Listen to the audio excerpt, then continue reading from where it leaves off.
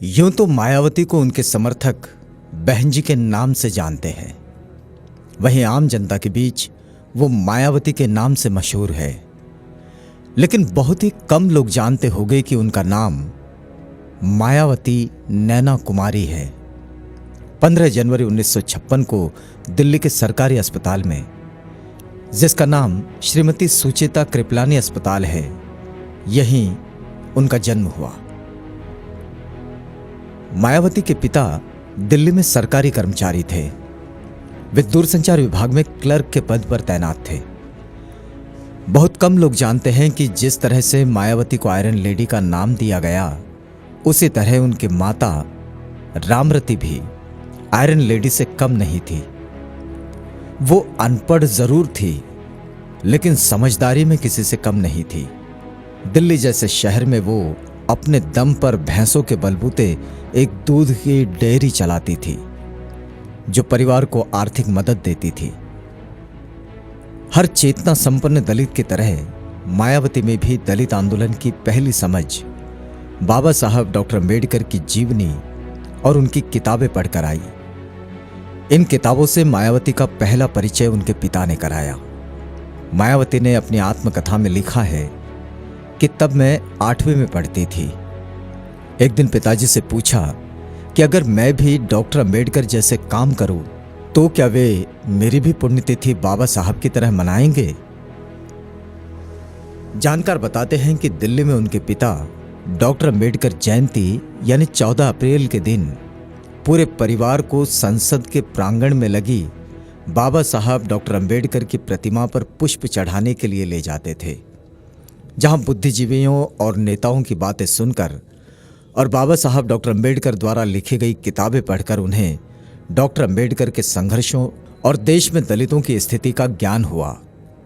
यही नहीं, जब वो अपने परिवार के साथ रिश्तेदारी में जाती थी तो वो देखती थी कि दलितों की एक अलग ही बस्ती बनी होती थी, जहां सवर्ण लोग आना भी पसंद नहीं करते थे।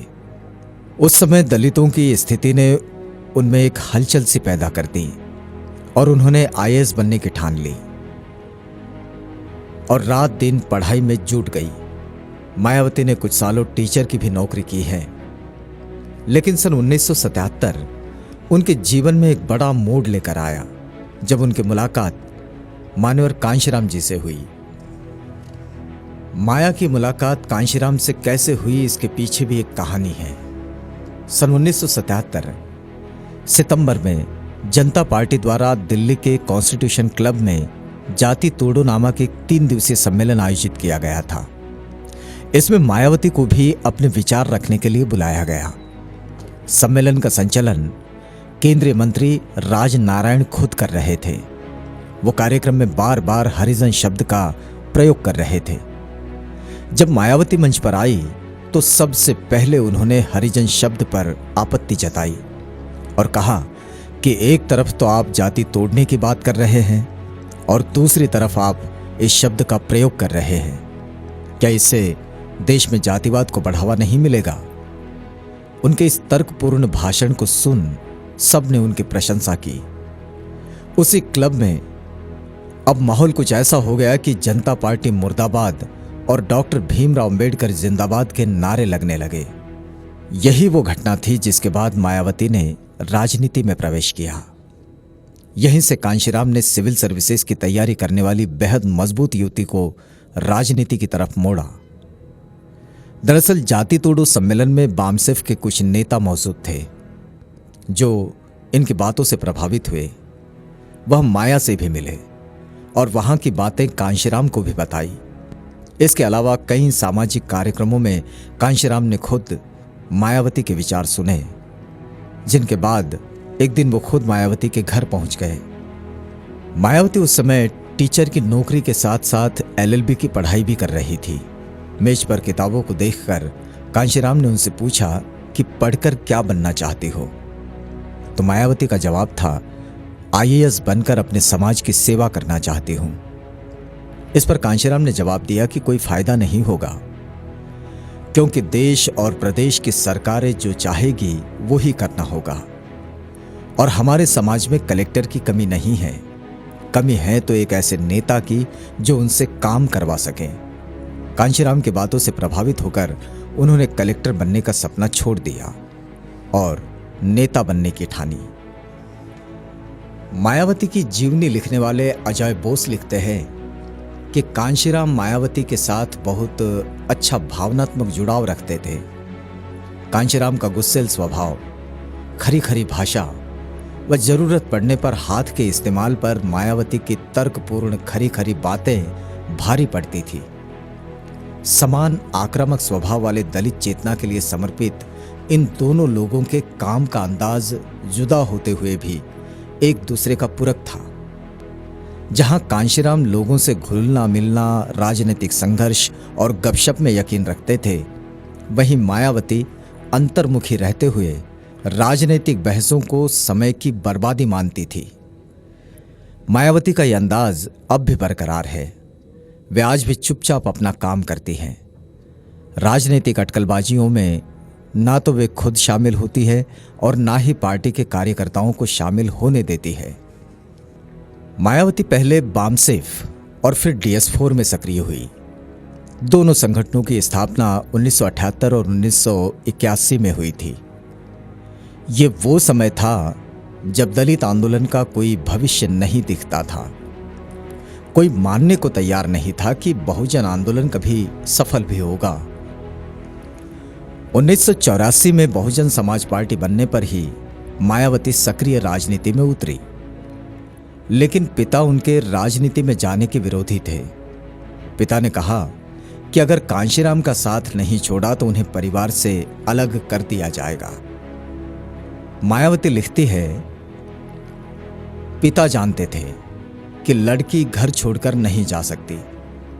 उन्होंने मुझ पर दबाव बनाया, लेकिन मैंने उनकी नहीं सुनी। इसके बाद मायावती ने घर छोड़ दिया। इस फैसले में उनके बड़े भाई ने मायावती का साथ दिया। इस दौरान उनके पास सिर्फ 7 साल की नौकरी से बचा हुआ कुछ थोड़ा सा पैसा ही था। मायावती जब पार्टी में आगे बढ़ रही थी तो पीछे विरोधियों की फौज भी खड़ी होती जा रही थी। कांशीराम लिखते हैं कि राजनीति में प्रवेश करते ही मायावती की बेहिसाब मुश्किलें शुरू हो गई। उनके मुताबिक मायावती अगर आज सख्त मिजाज दिखती है तो शायद इसकी वजह शुरुआती दिनों में हुआ उनका चौतरफा विरोध है। हर आदमी उनके खिलाफ था। पार्टी के कुछ पुराने नेताओं ने भी मायावती का विरोध किया।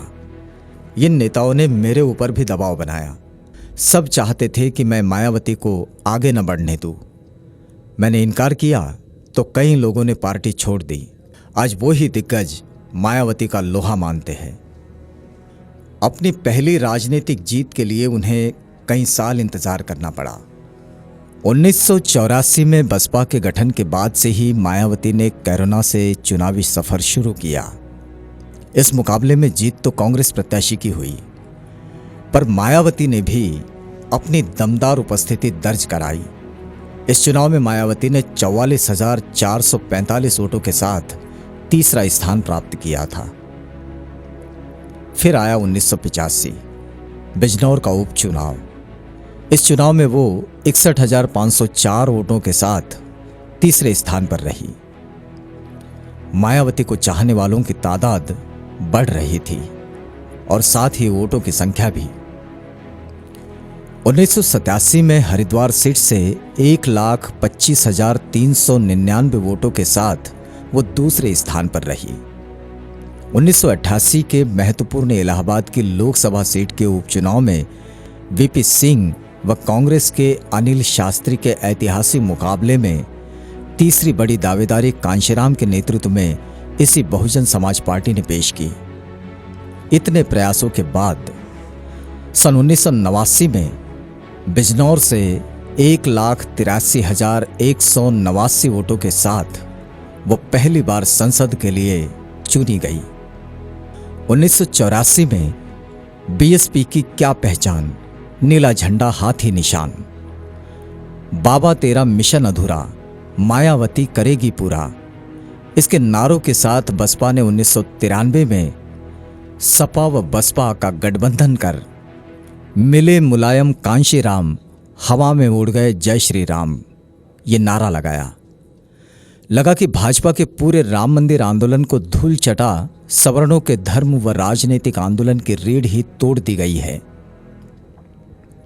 कांशीराम की तरह वे उत्तर प्रदेश से बाहर की नहीं थी, वह यूपी की बेटी थी, वह दलित की बेटी थी। मायावती की इसी जमीनी पकड़ और आक्रामकता के चलते 1989 में बसपा महज 2 लोकसभा सीटों पर 9.93% मतों से बढ़कर 1999 आते आते 14 सीट और 22.8% मतों तक पहुंच गई। 1995 में भाजपा के साथ हाथ मिलाकर दलित की ये बेटी पहली दलित महिला मुख्यमंत्री बन गई। हर देश के अलावा देश के बाहर के लोगों के लिए भी यह एक अचंभे की बात थी। यह वो वक्त था जब मायावती विश्व के फलक पर अचानक एक कद्दावर नेता के रूप में उभरी। उनकी इन्हीं उपलब्धियों की बदौलत प्रतिष्ठित न्यूज़वीक पत्रिका ने उन्हें दुनिया की 8 सर्वाधिक ताकतवर महिलाओं में उनका शुमार किया। मुख्यमंत्री का पद संभालने के बाद उन्होंने बहुजन नायकों और बहुजन हितों पर खासा ध्यान दिया। मायावती ने अंबेडकर ग्राम योजना लाकर अनुसूचित जाति बहुल गांव में सरकारी निवेश को बढ़ा दिया। थानों में दलित अधिकारियों की नियुक्ति कर दलित उत्पीड़न पर रोक लगा दी। वह दलित महापुरुषों के नाम पर नए जिले घोषित कर दलितों को मोह लिया। तभी से दलितों के साथ ही पिछड़े वर्ग में भी मायावती का खासा प्रभाव रहा। CSDS की रिपोर्ट को माने तो सन 1996 में बसपा को 27% कुर्मी और 24.7% कोयरी वोट मिले। समाजवादी पार्टी तो मायावती और बसपा के बढ़ते कदम से इतनी बौखला गई कि उसके लोगों ने मायावती पर हमला तक कर दिया। मायावती की पार्टी के कुछ लोगों द्वारा गेस्ट हाउस में मायावती के ऊपर किए गए जानलेवा हमले में सवर्ण नेताओं खासकर ब्रह्मदत्त द्विवेदी द्वारा बचाई गई मायावती ने सन 2005 में बसपा में ही सवर्ण नेतृत्व उभारना शुरू कर दिया। इसको वकील से यूपी के महाधिवक्ता बनाए गए सतीश चंद्र मिश्र ने मूर्त रूप दे डाला। मायावती ने सवर्ण और ब्राह्मण नेताओं को ज्यादा महत्व देना कांशीराम द्वारा बनाया गया 15 बनाम 85% का बहुजन सामाजिक समीकरण को 25% दलित, 9% ब्राह्मण, 20% अति पिछड़ों का समीकरण कर दिया। कांग्रेस के जाते ही जो ब्राह्मण नेतृत्व विहीन हो गए थे वे सतीश चंद्र के नेतृत्व में 2007 में बड़ी संख्या में बसपा से जुड़े। यहां तक कि 42 ब्राह्मण जीतकर बसपा की पहली बार बने पूर्ण बहुमत की सरकार का हिस्सा भी बने। यह सब मायावती की बेहतरीन राजनीतिक सूझबूझ का ही नतीजा था।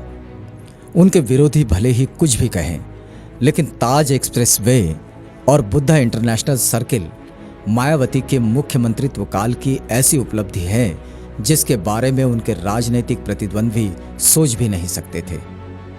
वरिष्ठ लेखिका अरुंधति राय भी विरोधियों के इसी कुप्रचार का शिकार थी, लेकिन नोएडा में बुद्धा इंटरनेशनल सर्किल को देखने के बाद अपने एक संस्मरण में उन्होंने मायावती की तारीफ के पुल बांधे हैं। प्रशासक के रूप में बहन जी के तेवर हमेशा उग्र रहे और उन्होंने समझौता नहीं किया। उत्तर प्रदेश के एक बड़े किसान नेता महेंद्र सिंह टिकैत द्वारा एक जनसभा में, जिसने अजीत सिंह भी मौजूद थे, मायावती को गाली दी। बहन जी ने टिकैत की गिरफ्तारी का आदेश दे दिया। टिकैत बिजनौर से मजबूत आधार वाले अपने गांव सिसौली लौट आया। गांव की घेराबंदी कर दी गई, पानी बिजली काट दी गई। अंत में बड़बोला टिकैत अपनी औकात में आ गया। उसने गिड़गिड़ाते हुए मुख्यमंत्री मायावती से माफी मांगी और उसको गिरफ्तार कर लिया गया। वहीं मुलायम राज को पटखनी देकर तब सत्ता में पहुंची मायावती ने यूपी के बड़े बड़े गुंडों को सलाखों के पीछे पहुंचा दिया।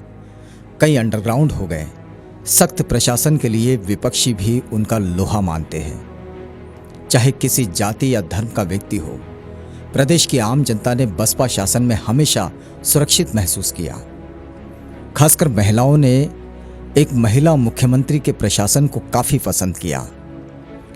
चढ़ गुंडों की छाती पर मुहर लगेगी हाथी पर, ऐसे नारे एक वक्त उत्तर प्रदेश की फिजाओं में खूब गूंजते थे।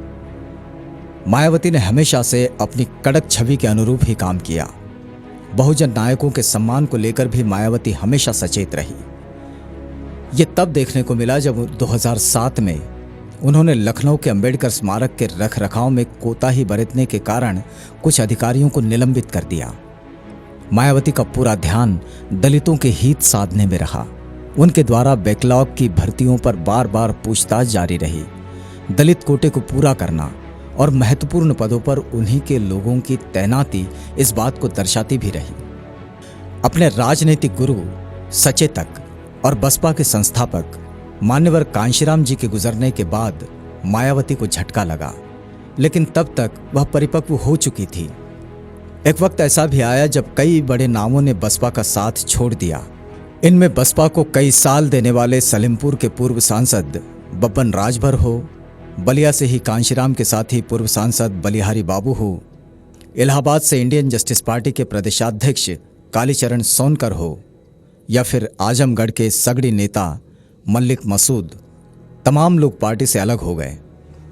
इनमें से कई आज कांग्रेस की शोभा बढ़ा रहे हैं, लेकिन कुछ ऐसे लोग भी रहे जो बहन जी के पीछे साए की तरह खड़े हैं। इनमें कांशीराम के सेक्रेटरी अम्बेथ राजन व पार्टी के बिहार के प्रभारी गांधी आजाद जैसे प्रतिबद्ध दलित कार्यकर्ता है। अम्बेथ राजन का संगठन कांशीराम व अन्य दलितों को दिल्ली में मूलभूत सुविधाएं देता था। आज भी वे उसी प्रकार की सेवाएं बसपा का खजांची बनकर देते हैं। मायावती के जीवन संघर्ष पर जवाहरलाल नेहरू विश्वविद्यालय में समाजशास्त्र विभाग के प्रोफेसर विवेक कुमार ने पिछले दिनों अपने एक लेख में लिखा था, यह विडंबना है कि लोग आज मायावती के गहने देखते हैं, उनका लंबा संघर्ष और एक एक कार्यकर्ता तक जाने की मेहनत नहीं देखते। वे ये जानना ही नहीं चाहते कि संगठन खड़ा करने के लिए मायावती कितना पैदल चली, कितने दिन रात उन्होंने दलित बस्तियों में काटे। मीडिया इस तथ्य से आंखें मूंदे है। जाति और मजहब की बेड़ियां तोड़ते हुए मायावती ने अपनी पकड़ समाज के हर वर्ग में बनाई है।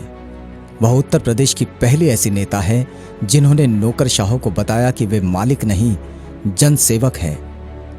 अब सर्वजन का नारा देकर उन्होंने बहुजन के मन में अपना पहला दलित प्रधानमंत्री देखने की इच्छा बढ़ा दी है। दलित आंदोलन और समाज अब मायावती में अपना चेहरा देख रहा है। भारतीय लोकतंत्र को समाज की सबसे पिछली कतार से निकली एक सामान्य महिला की उपलब्धियों पर गर्व होना चाहिए। मायावती ने सन 2006 में कांशीराम के अंतिम संस्कार में रीति रिवाजों और बौद्ध परंपराओं का पालन किया था। उन्होंने तब कहा था कि यदि वो प्रधानमंत्री बनती है तो बौद्ध धर्म ग्रहण कर लेगी।